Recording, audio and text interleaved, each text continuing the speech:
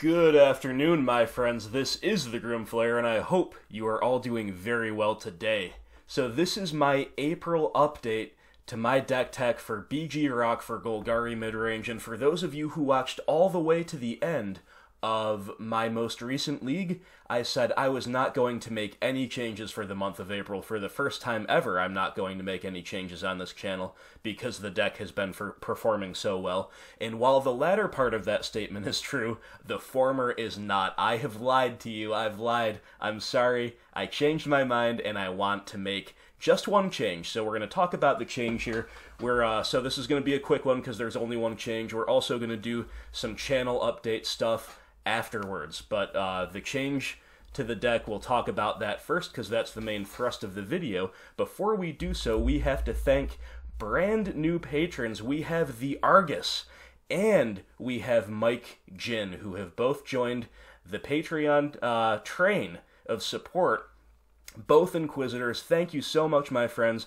Once again, that is the Argus and that is Mike Jin, two brand new patrons. And you know what? Even though we gave him a shout out in the Horizons Hype video, check that out by the way if you haven't watched it. I go over 30 possible inclusions from legacy formats and other formats into modern.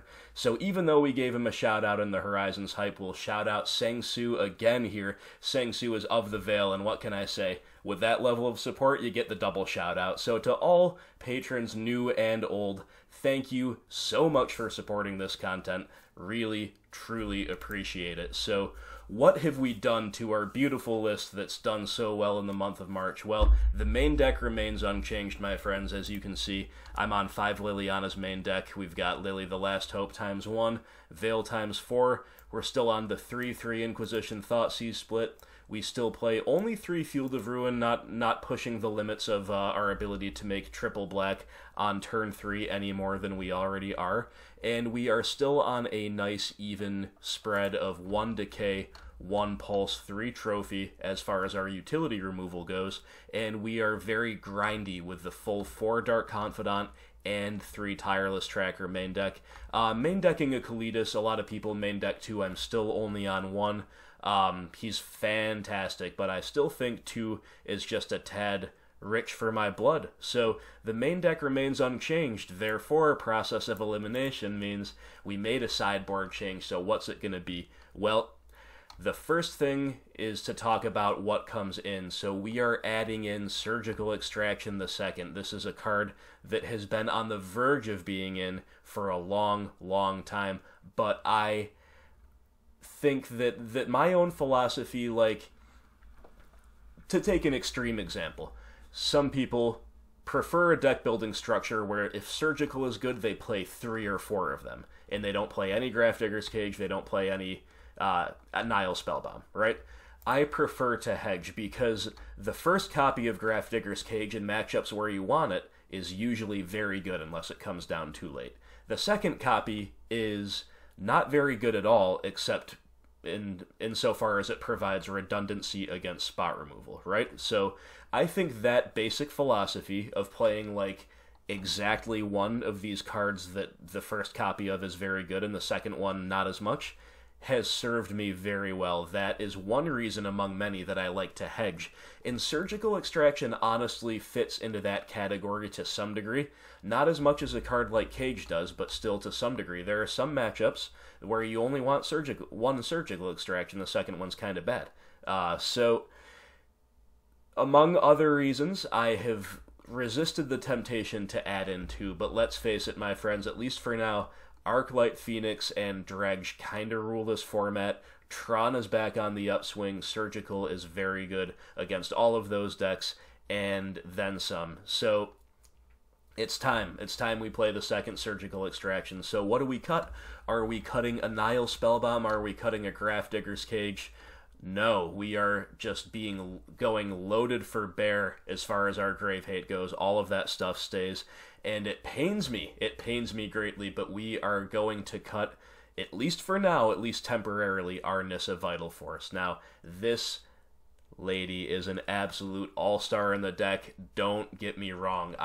This is not me advising anyone out there that Nyssa's not well positioned, because I think having a really nice card that fills out our top end in these long grindy games and single-handedly can win the game if she resolves is pretty good. She's definitely a lot to be said for that. So why am I cutting Nyssa? Well, let's take a look at the matchups that we mostly want Nyssa in for. The first thing that comes to mind is control. Now, a couple things about control. And don't get me wrong, our sideboard is worse against control with Surgical in, Nyssa out. So no question about that. But first of all, control is on the downswing. You don't see Celestial Colonnade decks right now anywhere near as much as you used to. Secondly, we are very well set up against control in the main deck. That's not by design. I'm not metagaming against control, but with the list that I really like to run, this happens to line up really well against control, namely because of 5 Liliana's main deck with another Last Hope in the side, and 4 Confidants, and 3 Trackers, and 3 Thoughtseize instead of only 2. The 3-3 split of the targeted discard. All of these things happen to be very, very good against control. Again, that's not why I designed the list this way, but it just happens to be the case. Therefore, even though Nyssa is a house against control, we are pretty well configured in our main deck already. And even though we're losing Nyssa, we get worse out of the side, we've still got some pretty good things to do against control. Fulminator Mage is absolutely amazing. Maelstrom Pulse is good. Finks is good against many control variants, although not so much against the blue-white miracles. Collective Brutality, Liliana the Last Hope. We've got enough to do without Nyssa. So the second matchup that really comes to mind for Nyssa is Midrange. And if you guys have seen last month's leagues, I think I played 3 BG Rock mirror matches, and of course my list was the same for all of them. In all of these matches, I had too much to do against Midrange. It's kind of a good problem to have, but it also tells me that we can make a tweak to the sideboard without losing too much if we cut a piece that's one of those that's kind of, in the mid-range matchup, surplus to requirements. Now, is Nyssa better in the mid-range matchup than most other things? Yes. Yes, she is. However, we still can take out all of our discard, including Collective Brutality, and trim a land in these mid-range matchups, and still have enough cards that are good to bring in, even if we cut Nyssa. So, again, as good as she is, our configuration right now can go without her. And once more, just like our grindy setup in the main deck is good against control, it also seems pretty good against mid-range, if you ask me. The final piece of the puzzle in terms of matchups to consider where Nyssa's good is actually against some of these prison decks and against Tron. So I guess we can talk about those two separately. First of all, against the prison decks, like Mono Red Prison is really what comes to mind. She's very, very good, but I never quite know whether it's correct to bring her in simply because they're a Blood Moon deck and she's double green. That's in and of itself is very awkward, so even though she's potentially good enough to play there, she's definitely not strictly correct or without major downsides there. So I'm not too heartbroken about losing her for that matchup. It's kind of a fringe matchup anyway. And then we have Tron to consider, and of course she's good against Tron because she can come down after a Karn, after an Ugin, after an Oblivion Stone, and have a haste threat that either takes the Planeswalker away or presents a clock and starts the rebuild. But she is the clear worst card, despite being decent in the matchup, of the 6 we bring in.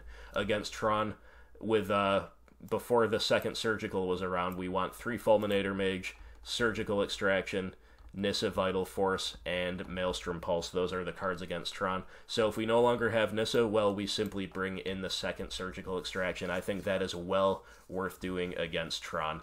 Tron is not one of the matchups, in my opinion, where the second Surgical is bad. In fact, it is pretty darn good. There's a lot of good targets for it.